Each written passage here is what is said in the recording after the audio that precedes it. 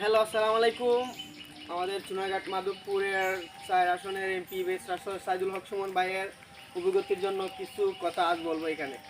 আমাদের এই দেখেন বড় বাসার মুকাম, মুরার বনের পাশে বড় বাসার একটি মুকাম আছে। এই মুকামে খাজুন ছিলেন দাদা।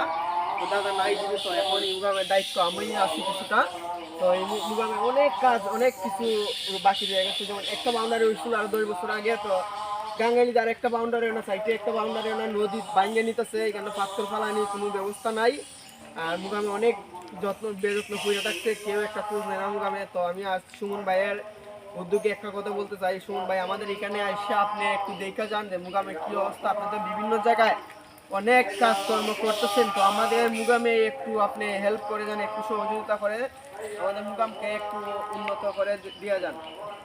আর একটা কথা বলতেছি যে আমাদের বড় বাসা মুকাম অনেক বড় মুকাম, অনেক ভালো একটি মুকাম।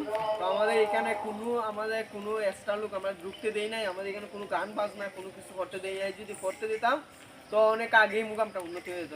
সুমন ভাই অনেক মানুষের হেল্প করেন, অনেক গরিব গুড়াকে হেল্প করেন, অনেক কাজে এগিয়ে যান। তো আমরা চাই সুমন ভাই এখানে আইসা একটা দিন মুকামটা পরিদর্শন করে যেতে।